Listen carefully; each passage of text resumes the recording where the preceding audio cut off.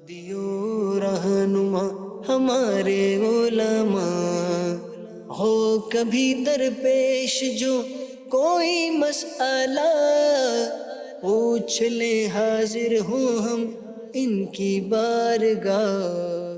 الحمد للہ رب العالمین والصلاة والسلام علی سید المرسلین اما بعد فاعوذ باللہ من الشیطان الرجیم بسم اللہ الرحمن الرحیم الصلاة والسلام علیک یا رسول اللہ وعلی آلک واصحابک یا حبیب اللہ الصلاة والسلام علیک یا نبی اللہ وعلی آلک واصحابک یا نور اللہ۔ مدنی چینل کے ناظرین، پروگرام ہے دارالفتاح اہل سنت، اس میں آپ کو خوش آمدید کہتے ہیں، مرحبا کہتے ہیں۔ اللہ رب العالمین ہم سب کے علم میں برکتیں عطا فرمائے اور علم نافع کی دولت سے ہم سب کو مالا مال فرمائے۔ ابتداً درود پاک کی فضیلت ہمارے پیارے رسول صلی اللہ علیہ وآلہ وسلم کا فرمان عظمت عالی شان، زینوا مجالسکم بالصلاۃ علیہ فإن صلاتکم علیہ نور لکم یوم القیامہ۔ اپنی مجلسوں کو مجھ پر درود پڑھ کر آراستہ کرو کہ تمہارا مجھ پر درود پڑھنا قیامت کے دن تمہارے لیے نور ہوگا۔ صلو علی الحبیب صلی اللہ تعالی علی محمد صلی اللہ علیہ وآلہ وسلم۔ آج کے ہمارے مہمان ہیں مفتی محمد حسان عطاری صاحب، کو بھی خوش آمدید۔ کیسے مزاج گرام؟ الحمدللہ رب العالمین۔ ہمارے پاس ایک پیکج کی صورت میں سوال وہ موجود ہے، تو آئیے پہلے ہم اس پیکج والی ویڈیو کو دیکھتے ہیں۔ السلام علیکم۔ وعلیکم السلام ورحمۃ اللہ وبرکاتہ۔ محمد دین بھائی، بہت عرصے بعد آپ کا آنا ہوا۔ مصروفیات سر۔ محمد دین بھائی، آپ تو جانتے ہیں کہ کلیم بھائی کی اسپیئر پارٹس کی دکان، جس پہ وہ کچھ ادھار مال لے رہے تھے، اور ان کا طریقہ کار یہ تھا کہ مال بیچ کے رقم کی ادائیگی کر دیتے تھے، مارکیٹ کے حساب سے چلتے تھے، جبکہ ان کی حیثیت یہ تھی کہ وہ کیش میں بھی مال خرید سکتے تھے، لیکن دوسرے دکانداروں کی طرح وہ بھی کریڈٹ پہ مال لے رہے تھے۔ ہاں میں جانتا ہوں ارشد بھائی، پوری مارکیٹ کریڈٹ پہ کام کر رہی ہے، اور یہ تو اب نارمل سی بات ہے، اب کیوں پریشان ہو رہے ہیں؟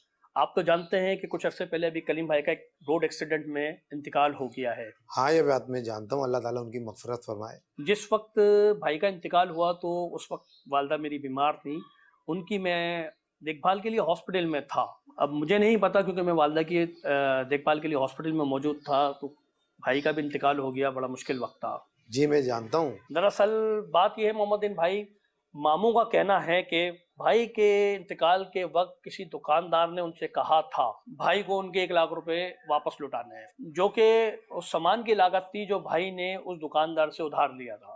ارے ماموں سے کہا تھا؟ یہ حیرت کی بات ہے۔ بات صرف یہ نہیں ہے، ماموں کا کہنا یہ ہے کہ انہوں نے بھانجے کی محبت میں بغیر کسی سے تصدیق کیے ہوئے، بغیر کسی سے بات کیے ہوئے، اپنی ہی بیعاف پہ ان کو رقم دے دی۔ کیا مطلب؟ کون ہے وہ دکاندار؟ جانتے ہو آپ؟ یہی تو مسئلہ ہے محمد دین بھائی، کہ مارکیٹ کے میں کسی ایسے دکاندار کو نہیں جانتا کہ ماموں نے جس کو رقم ادا کر دی ہے۔ یہ آپ کا مسئلہ نہیں ہے ارشد بھائی، آپ کے ماموں نے کسی سے پوچھا نہیں، بتایا نہیں پیسے دیتے وقت؟ میرا مسئلہ یہ ہو گیا محمد دین بھائی کہ بھائی کے انتقال کے بعد سے ان کی دکان آج تک بند، اور ماموں کا کہنا یہ ہے کہ ان کو کوئی ضروری کام ہے۔ ماموں نے جو بھائی کے قرض کی رقم کسی کو بتائے بغیر ادا کی تھی، وہ کہتے ہیں لوٹا دیں۔ میں کیا کروں؟ میں ماموں کو سمجھانے کی کوشش کرتا ہوں تو وہ ناراض ہو جاتے ہیں۔ سمجھ نہیں آ رہا کس سے پوچھوں، اس مسئلے کی شرعی حیثیت کیا ہے، اور مجھے اس سلسلے میں کیا کرنا چاہیے۔ ارشد بھائی آپ بالکل پریشان نہیں ہو، آپ کے تمام سوالوں کے جوابات شرعی لحاظ سے مل جائیں گے۔ آپ ایک کام کیجئے، مدنی چینل پہ ایک پروگرام آتا ہے دارالفتاح اہل سنت، آپ مفتی صاحب کو اس میں کال کیجئے، وہ انشاءاللہ شرعی لحاظ سے آپ کی رہنمائی فرما دیں گے۔ ٹھیک ہے، میں مفتی صاحب سے رابطہ کرتا ہوں انشاءاللہ۔ جی آپ کا رابطہ ہو چکا ہے، اور دارالفتاح اہل سنت کے اندر پروگرام میں آپ کا سوال ہمیں موصول ہو گیا۔ آئیے بڑھتے ہیں اس کے جواب کی طرف۔ جی دیکھیں، جو سچویشن اور جو صورتحال انہوں نے بیان کی ہے، ان کے ماموں کی طرف سے ایک دعویٰ ہے، اور دعوے میں بھی مسئلہ یہ ہے کہ انہوں نے اپنی طرف سے یہ سارا کام کیا ہوا ہے۔ سب سے پہلے تو اس بات کا ثبوت بھی نہیں ہے ماموں کے پاس کہ انہوں نے کس دکاندار کو یہ رقم ادا کی، اور اس دکاندار سے واقعی ان کے بھائی نے کسی طرح کا قرض لیا تھا، تو یہ بھی اس سوال کے اندر موجود نہیں ہے۔ ٹھیک۔ پھر اس کے علاوہ اس کے بعد ان کے ماموں نے صرف بھانجے کی محبت کے اندر اس کو ادا کر دیا، یعنی نہ ان کے پاس کوئی گواہ ہے کہ یہ بطور اس بنیاد پر دے رہے ہیں کہ بعد میں اس کا جو قرض ہے وہ ان کی وراثت کے مال سے وصول کر لیا جائے گا، نہ اس کا کوئی ثبوت وغیرہ کچھ موجود ہے۔ تو اول تو ان کے ماموں نے جو اس طرح رقم ادا کی ہے، وہ رقم کی ادائیگی کا جو دعویٰ ہے کہ میں نے ادا کر دی ہے، یہی دعوے کے اوپر دلیل نہیں ہے۔ صحیح۔ پھر اس کے بعد جو یہ کہہ رہے ہیں کہ اب مجھے رقم واپس کی جائے، تو اس کی ادائیگی کی کوئی کسی کے اوپر لازم نہیں ہے، کیونکہ اگر ادا کر بھی دیے، بالفرض ہم مان لیں تمام باتوں کو کہ ادا کر دی۔ کہ ادا کر دیے، تو اب ان کا ادا کرنا بطور احسان کے تھا کہ بھانجے کی محبت کے اندر انہوں نے ادا کر دیے۔ کوئی اس وقت انہوں نے ایسی بات نہیں کی، کوئی گواہ اس کے اوپر نہیں بنایا کہ میں یہ اس لیے ادا کر رہا ہوں کہ ان کے اوپر بوجھ نہ رہے، میں بعد میں اس کا جو ہے وہ قرض ان سے وصول کر لوں گا، ورنہ یہ مسائل کھڑے کرے گا۔ ایسی کوئی صورتحال نہیں ہے سامنے، تو لہذا ماموں کا مطالبہ کرنا بھی یہ درست نہیں ہے۔ اچھا، سب کے سامنے بھی کیا ہو، پتہ بھی ہو کہ یہ فلاں میت کا قرضہ کہ یہ ادا کر رہا ہے، اور جبکہ ان کے ساتھ کوئی ایسا عقد نہیں کیا، ان کو بتایا نہیں، ان کی رضامندی شامل نہیں، تو پھر بھی ایک محض تبرع ہوگا، ایک نیکی ہوگی۔ احسان وہی نا کہ جب ایک تو ثبوت نہیں ہو تو بھی ادا کرنا یہ احسان کے طور پر، ٹھیک۔ بھلائی کے طور پہ جو انہوں نے کر دیا۔ اور دوسرا یہ کہ بالفرض اگر ہم مان بھی لیں تو بھی یہ جو ادائیگی ہوتی ہے وہ کسی دوسرے پر تھوڑی لازم ہوتی ہے، جو میت کا مال ہے اس میں سے لازم ہوتی ہے کہ اس کی وراثت تقسیم ہونے سے پہلے تجہیز و تکفین ہوتی ہے، اور اس کا پھر قرض ادا کیا جاتا ہے۔ تو ان کا یہ ادا کر دینا یہ سراپا بالکل ایسی بات ہے کہ شرعی اعتبار سے بھی اس کی کوئی حیثیت بظاہر نہیں ہے جو انہوں نے بیان کیا اس کی روشنی میں، اور دوسرا قانونی اعتبار سے بھی، دنیاوی اعتبار سے بھی کوئی بھی ان کے ماموں کی اس بات کو تسلیم نہیں کرے گا۔ نہیں کرے گا، اور اگر کی بھی ہے انہوں نے تو آپ نے نیکی کے طور پہ کیا ہے، اللہ آپ کو اس کا اجر دے گا، ثواب دے گا، اور آپ نے جس اچھی نیت اور ارادے کے ساتھ کہ مرحوم پر اس کا کوئی ایسا بوجھ نہ ہو، تو ٹھیک ہے، اچھی بات ہے۔ لیکن یہ جو احکامات ہے پھر تقاضے کے اعتبار سے، کہ آپ ورثہ سے اگر تقاضا کرنا چاہتے ہیں اس کا، آئندہ بھی کسی کے ساتھ یہ مسئلہ ہو، تو آپ پہلے سے ان سے باقاعدہ یہ طے کر لیں کہ میں یہ ادا کر رہا ہوں، اور اس کی رقم میں نے ان کی جو ترکہ جب آپ تقسیم کریں گے یا جو بھی صورتحال ہے میں یہ آپ سے لوں گا۔ اب سامنے والا اگر کوئی آپ کو ان کے ورثہ میں سے اوکے کرتا ہے فبیہا، نہیں کرتا تو پھر یہ آپ کی طرف سے ایک نیکی ہوگی، یہ تبرع کا ہی کام ہوگا، احسان ایک طرح کا ہوگا۔ آئندہ کوئی اس طرح کا ہو تو اس طرح کر قرضے کی ادائیگی میں بعض اوقات اس طرح کے لوگ کر لیتے ہیں، اس وقت میت ہوتی ہے، اور یہاں تک کہ یہ کفن دفن، بلکہ موت میت کے بھی جو اخراجات ہوتے ہیں بعض اوقات ایک آدمی خود ہی کر رہا ہوتا ہے اپنے، یعنی وہ کوئی اس طرح کا طے شدہ بھی نہیں ہوتا، اس میں بھی اس طرح کے مسائل۔ بالکل ایسے ہی ہوگا۔ دیکھیں ایک چیز ہوتی ہے کہ بندہ بطور احسان، جس کو تبرع کہا جاتا ہے، کہ نفلی طور پر وہ کام کر رہا ہوتا ہے کہ چلو اس کے ذریعے سے مجھے ثواب ملے گا، نیکی ملے گی۔ بعض اوقات یہ نیت کے اندر ہوتا ہے کہ میں یہ احسان کے طور پہ کر رہا ہوں، اور بعض اوقات وہ یہ ذہن رکھتا نہیں، لیکن اصول شریعت کے مطابق جو تقاضے ہوتے ہیں وہ پورے نہ ہونے کی وجہ سے یہ چیز تبرع کہلاتی ہے، یعنی بطور احسان یہ کام ہو گیا، اب اس پر مطالبے کی کوئی صورت نہیں ہوتی۔ تو یہ تجہیز و تکفین والا معاملہ ہو یا کوئی اور معاملہ ہو، جب بھی آپ خرچ کر رہے ہیں تو خرچ کرتے ہوئے اگر آپ کا ذہن یہی ہے کہ آپ نے اس کا بعد میں تقاضا کرنا ہے، تو پھر شرعی اعتبار سے اس کی معلومات آپ کو ہونی چاہیے۔ آپ قرضہ ادا کریں، آپ کوئی اور کام کریں، بہر صورت آپ اس میں رہنمائی لے لیں، اور گواہ بھی اس پر مقرر کرنا پڑیں گے آپ کو شرعی اعتبار سے، تاکہ بعد میں پھر آپ کے لیے اس میں کوئی مشکلات نہ کھڑی ہوں۔ بڑھتے ہیں کہ کیا ناظرین کہنا چاہتے ہیں۔ میری بہن ہے، اس کی شادی کرائی تھی، 1 سال سے اوپر ہو گیا ہے، اس کی بچی بھی ہے، وہ اس کا شوہر جو ہے نا لینے ہی نہیں آتا، شرعی مسئلہ بتا دو۔ جی کیا کہتے ہیں؟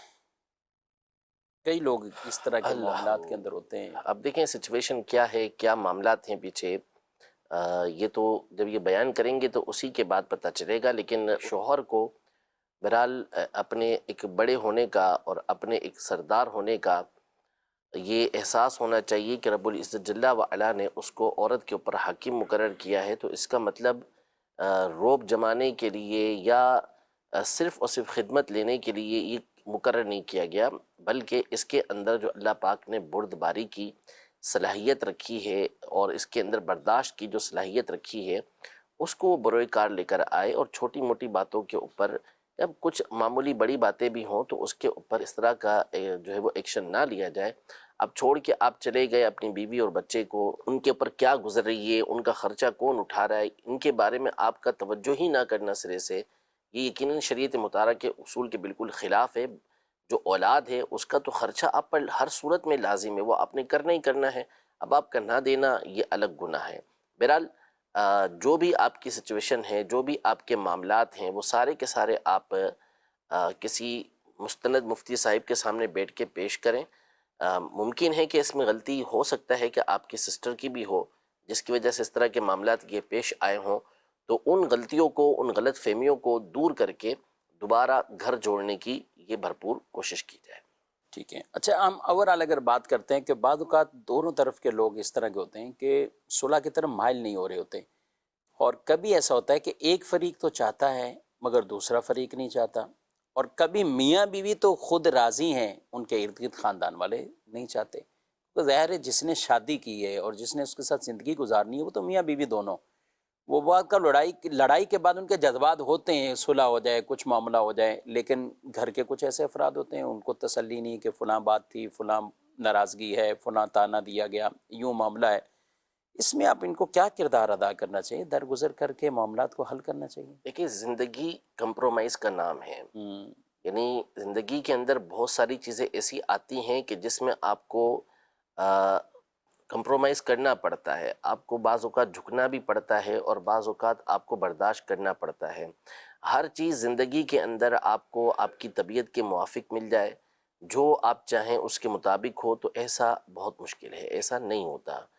یہ دنیا ہے، زندگی ہے، اس کے اندر اونچ نیچ اور اس طرح کے مختلف قسم کے پیجز آتے رہتے ہیں، تو اس میں ہمیں کمپرومائز کر کے اپنے آپ کو تھوڑا سا دھیما رکھ کر، ٹھنڈا رکھ کر ان چیزوں کو حل کرنا ہوتا ہے۔ ہر چیز کا، بلکہ عمومی چیزوں کا علاج غصہ نہیں ہوتا، غصہ مخصوص چیزوں کا علاج ہوتا ہے، مخصوص موقع پر بندے کو غصہ کرنا ہوتا ہے۔ اب ہر موقع پر، ہر معاملے کے اندر اپنی طبیعت کو جلالی قرار دے کر اس طرح کے کام کر لینا، یہ آپ یقین کریں، بعض لوگ ایسے ہوتے ہیں کہ جو یہ کہتے ہیں کہ نہیں جی میں نہیں مانوں گا، اور یہ سمجھتے ہیں اپنے آپ کو کہ میں کوئی بہت ہی اچھا کام کر رہا ہوں، یعنی میں اکڑ جو دکھا رہا ہوں نا، اور میں جو دوسروں کے اوپر اپنی فوقیت کو دکھا رہا ہوں، تو اس کو وہ اچھا فیل کر رہے ہوتے ہیں۔ یقین کریں کہ اچھی چیز نہیں ہے۔ سامنے والا بھلے آپ سے ڈرا ہوا ہے، خوف زدہ ہے کہ آپ کے پاس کوئی ہو سکتا ہے منصب ہو یا کوئی اختیار ہو آپ کے پاس،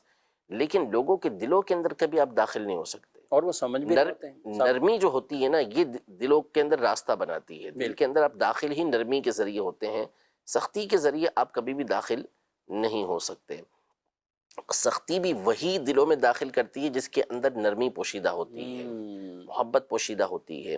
تو اب یہ بنیادی اعتبار سے تو میاں بیوی ہی کا معاملہ ہے کہ انہی کی رضامندی کا معاملہ ہے، زندگی انہوں نے گزارنا ہوتی ہے، اور ان کی حد تر امکان یہ کوشش ہونی چاہیے کہ ہمارا گھر بنا رہے، کسی صورت بھی گھر نہ ٹوٹے۔ اور یہ جو ارد گرد کے بعض اوقات افراد ہوتے ہیں اور اس طرح کے وہ معاملات کھڑے کرتے ہیں کہ ان کی بس یہ خواہش ہوتی ہے کہ نہیں جی ہمارے بارے میں یہ کہہ دیا گیا، یا فلاں دن اس نے یہ کہا تھا، فلاں دن اس نے یہ کہا تھا، نہیں ہم تو نہیں مانیں گے۔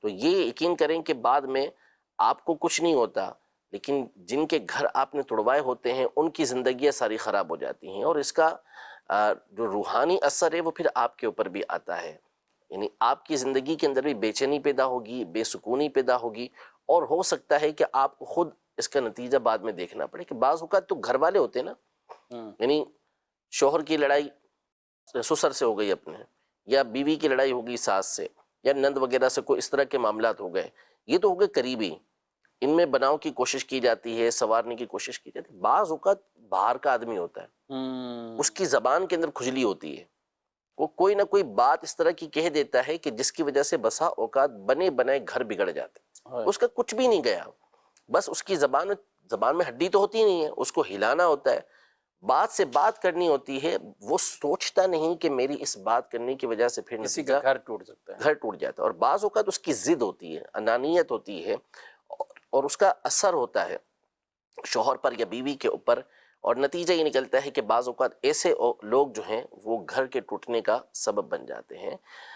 نبی پاک صلی اللہ تعالیٰ علیہ وآلہ وسلم کی زندگی کا بہترین اور بہت بڑا مقصد قرآن مجید فرقان حمید میں یہ بیان فرمایا کہ وَاذْكُرُوا نِعْمَةَ اللَّهِ عَلَيْكُمْ، کہ اپنے اوپر اللہ کی اس نعمت کو یاد کرو، اذ کنتم اعداء فالف بین قلوبکم، جب تم سخت دشمن تھے اللہ پاک نے تمہارے درمیان تمہارے دلوں میں الفت محبتیں پیدا کر دی، فاصبحتم بنعمتہ اخوانا، اور تم اللہ کی اس نعمت کی وجہ سے یعنی نبی پاک صلی اللہ علیہ وسلم کی وجہ سے آپس میں بھائی بھائی بن گئے۔ یعنی سخت ترین دشمنی کو نبی پاک صلی اللہ تعالیٰ علیہ وآلہ وسلم نے محبت کے اندر تبدیل فرما دیا۔ علماء نے یہ لکھا ہے کہ مقاصد شریعت میں سے، مقاصد اسلام میں سے، مقاصد دین میں سے ایک بہت بڑا مقصد جو ہے وہ تالیف قلوب ہے، دلوں کو آپس میں ملا دینا ہے، محبتیں پیدا کر دینا ہے، اور ہماری ایک بڑی تعداد ہے جن کا مقصود محبتیں پیدا کرنا نہیں بلکہ آپس میں نفرتیں پیدا کر دینا بن چکا ہے۔ لا یؤمن احدکم حتی یحب لاخیہ ما یحب لنفسہ، یہ جو حدیث پاک مشہور و معروف کہ تم اس وقت تک کامل مومن نہیں ہو سکتے جب تک کہ اپنے بھائی کے لیے وہی کچھ پسند نہ کرو جو اپنے لیے پسند کرتے ہو۔ اس حدیث پاک کو نبی پاک صلی اللہ علیہ وسلم کی جامع ترین کلمات میں سے شمار کیا گیا، اور اس کی بڑی وجہ یہ بیان کی گئی کہ اس کے اندر شریعت کا ایک بہت بڑا مقصد تالیف قلب ہے، کہ جب بندہ اس طرح کا فعل کرے گا کہ اپنے بھائی کے لیے وہی کچھ پسند کرے گا جو اپنے لیے پسند کرتا ہے، تو اس سے دلوں کے اندر محبتیں پیدا ہوں گی، الفتیں پیدا ہوں گی، اور یہ ہماری شریعت کا ایک بہت بڑا مقصد ہے۔ سبحان اللہ، ماشاء اللہ۔ اور یہاں بات تو ہم کرتے جائیں تو بہت زیادہ بھی گفتگو ہو سکتی ہے۔ میں ایک بات اس میں ایڈ کرنا چاہوں گا حسان صاحب کہ صلح کروانے کے لیے خلاف واقع بات جس کو ہم جھوٹ سے تعبیر کرتے ہیں اس کی بھی رخصت اور اجازت دی گئی۔ ان لوگوں کا کیا حال ہے کہ جو لڑانے کے لیے جھوٹ بولتے ہیں، یعنی ایک تو حقیقت یا کچھ، اور ایک خامخواہ جسے کہتے ہیں کہ وہ مزید آگ کو تیلیاں لگانا اور مزید آگ جلانا، کہ جو لڑانے کے لیے خلاف واقع بات کرنے کے بعد جھوٹ بول بول کر لوگوں کو لڑوا دیتے ہیں، حالانکہ شریعت نے ان کو ملانے میں خلاف واقع جھوٹ بول کر بھی اگر کوئی صلح کرواتا ہے اور جہاں صلح جائز ہو تو اس کی شریعت نے اجازت دی ہے۔ ضرور غور کرنا چاہیے، اور اسی سے ہمارے گھر جو ہیں وہ امن کا گہوارہ بنیں گے، خاندان ٹوٹنے سے بچ جائیں گے، آپس میں نا اتفاقیاں وہ بھی نہیں ہوں گی۔ مزید آپ کے سوالات؟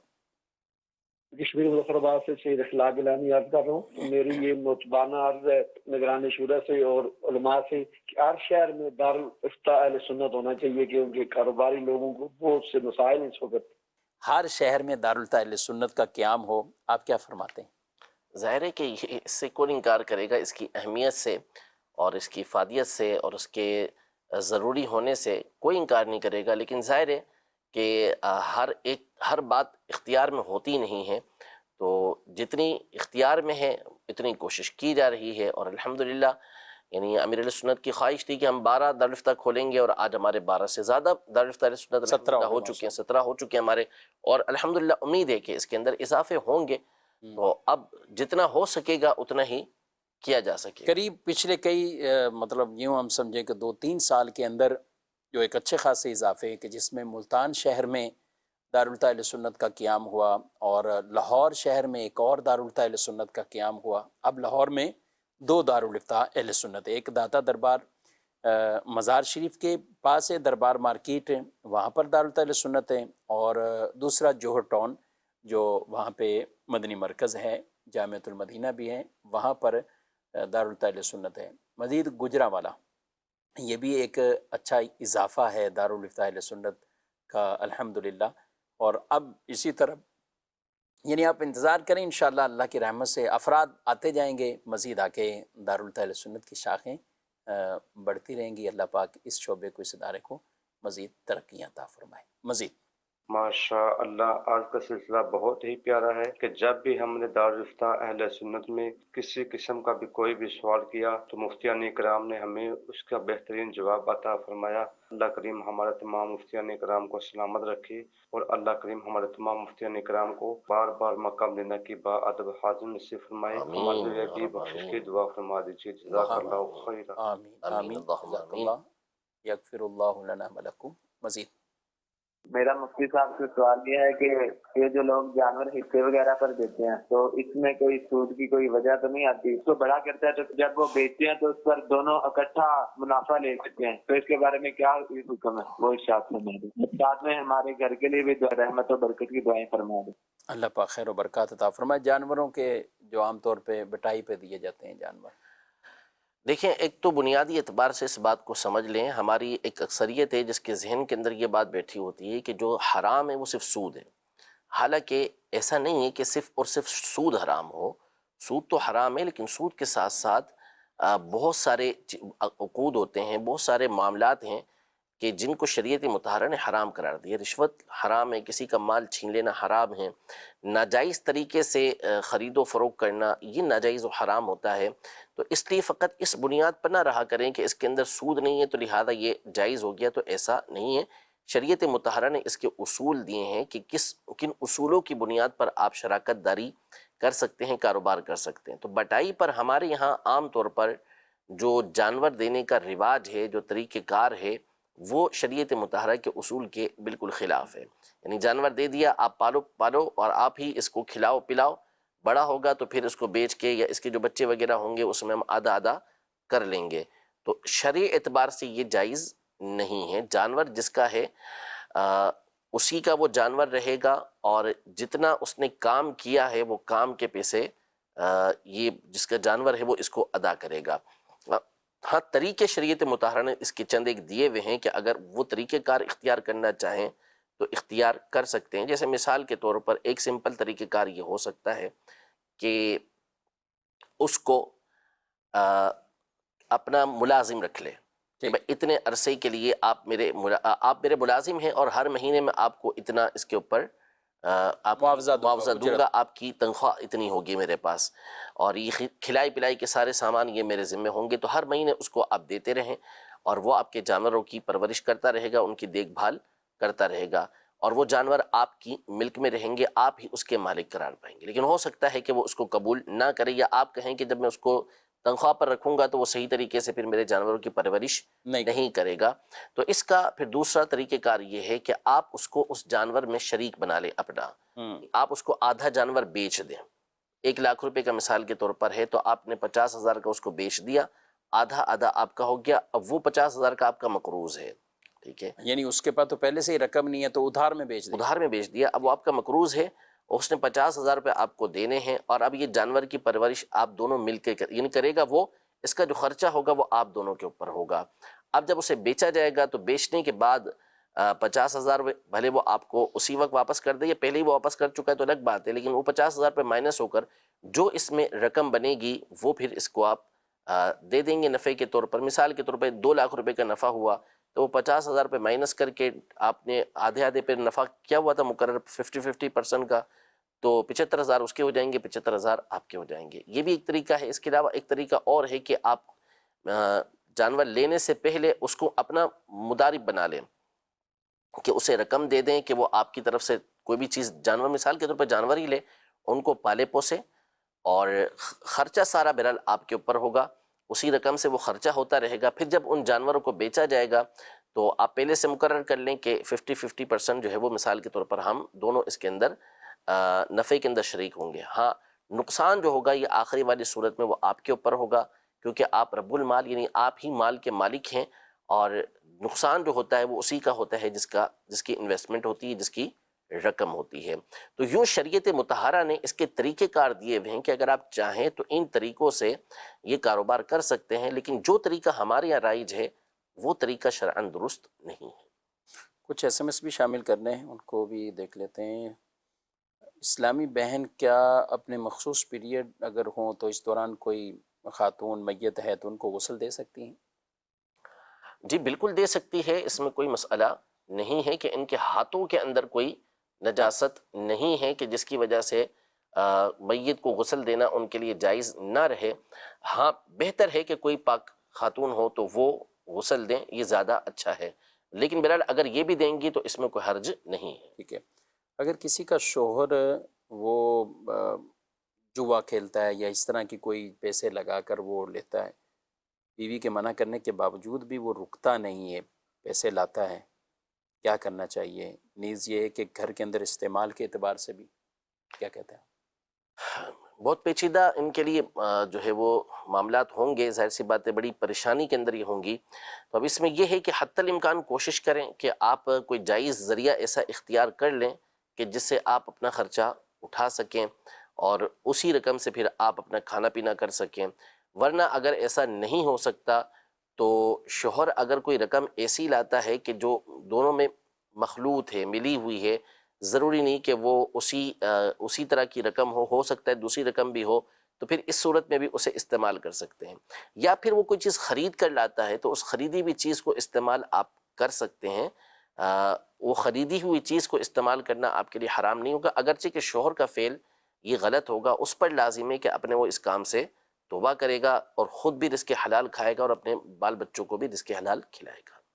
جی مزید سو دارالفتاء اہل سنت میں مفتی صاحب آپ سے یہ سوال ہے، امام کے پیچھے 4 رکعات والی نماز پڑھ رہی ہوں تو اس میں حتیات پڑھنا بھول جاتے ہیں، تو اس صورت میں کیا حکم ہوگا امام کے پیچھے جب پڑھ رہے ہوں؟ تو اس بارے میں مدنی پھول ارشاد فرمائیں. 4 رکعت والی اللہ نماز پڑھ لیں. جی یعنی بیٹھے رہ گئے اور تحیات نہیں پڑھی، امام صاحب پڑھ لی انہوں نے اور یہ اتنے ٹائم خاموش بیٹھے رہے، ان کو خیال ہی نہیں رہا، امام صاحب کھڑے ہو گئے.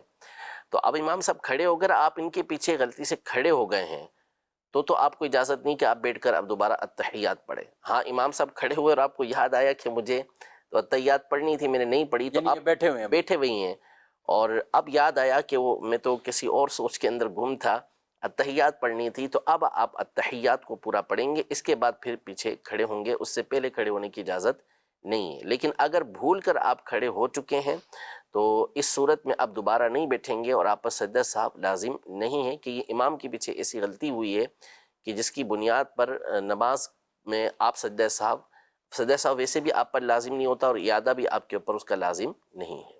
ٹھیک ہے. سوال ہے کہ لیڈیز احرام کی حالت میں سر کا مسح کیسے کریں گی؟ شاید انہوں نے یہ سنا ہوگا کہ وہ سر پہ جو کچھ اسکارف لیا ہے تو اب وہ اتار بھی نہیں سکتی. نہیں ایسا نہیں، یعنی احرام پہن لیا تو ایسا وہ نہیں ہے. احرام پہن لیا ہے تو احرام تبدیل بھی کیا جا سکتا ہے اور کوئی وہاں پہ نامحرم نہیں ہے. تو جس طرح عام روٹین ہے اسی کے مطابق آپ سر پہ سے دوپٹہ یا جو بھی آپ نے اسکارف وغیرہ لیا ہوا ہے اسے آپ ہٹا کے اپنے سر کے بالوں پر مسح یہ کریں گی. ٹھیک ہے. ویسے بھی ہوں تو جہاں پہ بھی ہیں تو مسح تو کرنا ہی ہے. بالکل کرنا ہے. کوئی عام حالت کی طرح ہی حکم ہے، کوئی الگ سے اس کا حکم نہیں ہے. چہرہ یہ کھولنا ہے اور سر جو ڈھانپا ہوا ہے تو وہ تو پردے کی رعایت کے اعتبار سے کہ وہ اپنے بالوں کو بھی کسی کے سامنے اس طرح ظاہر نہیں کریں گی. لیکن اس کا یہ مطلب نہیں ہے کہ وہ خالی کمرے میں یا جہاں بھی وضو کرنا ہے جہاں کوئی بھی اور غیر محرم دیکھ بھی نہیں رہے تو وہ اپنے سر سے اسکارف بھی وہ نہیں ہٹا سکتی. یہ مطلب نہیں ہے. وہ اگر وضو کر رہے ہیں تو اس طرح، اور اگر کوئی ایسی جگہ ہیں بالفرض بعض اوقات ایئرپورٹ ہے یا جہاں پہ بھی ہیں اور وہاں خواتین کا الگ ہی ہوتا ہے بالکل ہوتا ہے نارمل، اور پردے کی اپنا رعایت مسح کرتے کرنا ہیں، ہوگا. تمام چیزیں پردے کی رعایت کریں گی اور اس لحاظ سے انہوں نے مسح کرنا. بالفرض اگر تسلیم کر بھی لیں کہ وہاں پر پردے کی رعایت نہیں ہو سکتی تو اس میں بھی کوئی اتنا پرابلم نہیں ہے. آپ ایک ہاتھ سے اپنے دوپٹے اسکارف وغیرہ کو اوپر کریں اور پھر آپ سر کا مسح کر لیں، اس طرح آپ کا مسح ہو جائے گا. جی مزید سن. مفتی صاحب کی بارگاہ میں سوال عرض یہ ہے، اگر کسی شخص کو دعائے قنوت آتی ہے اس کے باوجود وہ قصداً کبھی کبھار دعائے قنوت کی جگہ کوئی اور دعا جو احادیث سے ثابت ہے، کیا وہ دعا پڑھ سکتا ہے؟ جواب ارشاد فرما دیں.